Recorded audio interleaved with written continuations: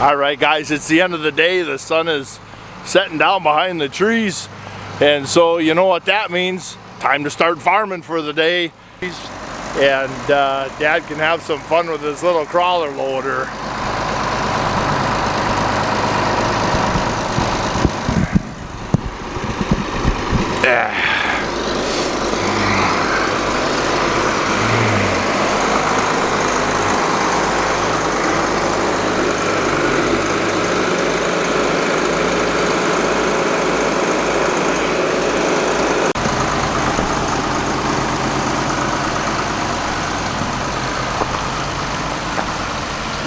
That big little bucket, you know, that's the old school compact track loader before track loaders were cool.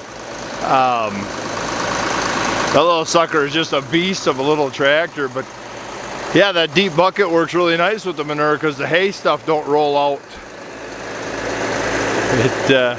He just stands there and grins like a kid, just like a kid.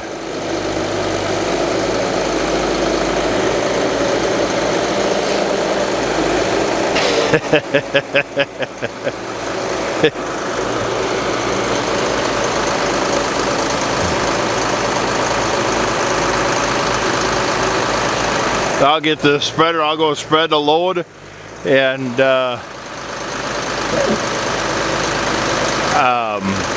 get the spreader calibrated for how I want for rate per acre, and then he can knock himself out while I get going on combining corn. But Dad wants to really pour the manure on. I got the air conditioning on. I don't know why the windows are still fogging up, takes a while. But Dad wants to pour the manure on this upper corner up here. Pour it on thick. It needs it. It needs it bad up here. Put a lot of loads in this upper 10 acres. Pretty out. There's the sun.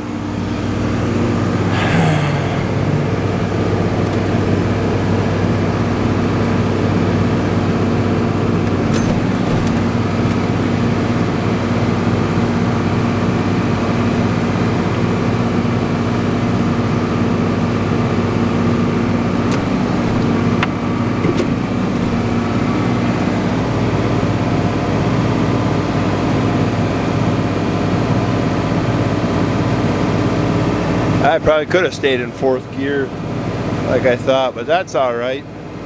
Get a little extra up here. It needs it bad.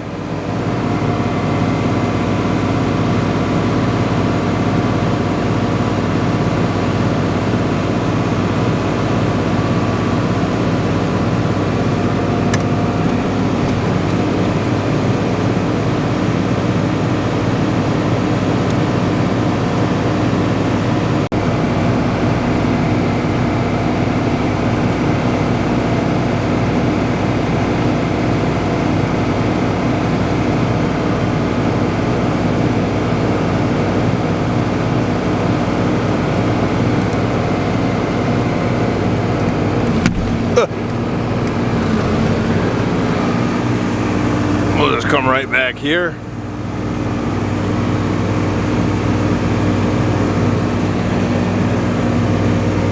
Double back on the way down and let her clean out.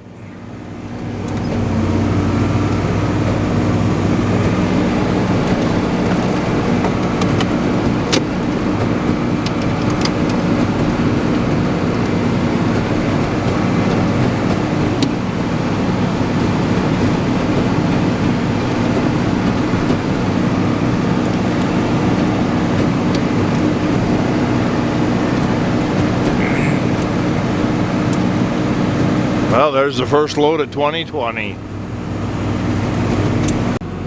This is a field, it's going to be kind of fun to see. The reason it went to alfalfa, and only for such a short time, is because it was a field that had a lot of compaction to it. Very productive field, but just very prone to compaction. So alfalfa just for a few years, and then we'll do a couple years of corn on corn, and it'll be kind of fun to see all this manure up on this sucker. and how good it turns that field around.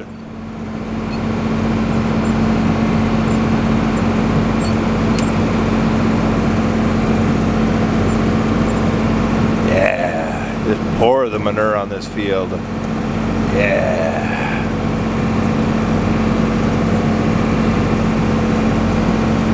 It's gonna be gorgeous. A couple years of corn on corn, no-till, to just add just a ton of roots. And then, since we'll have fencing right here at the transition of corn to hay, coming right off the edge of the woods, then the next step would be to get this fenced in.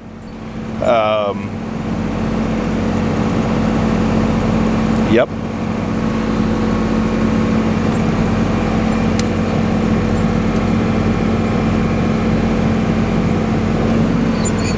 Drop the third here, drop the third gear, let it pour it on thick.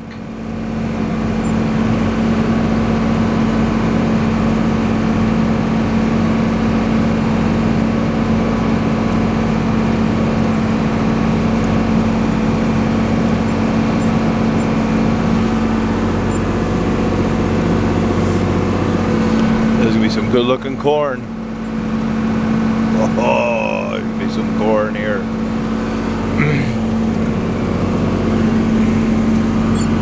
Now we're gonna have fourth gear and we'll just start spreading our way back to the farm. And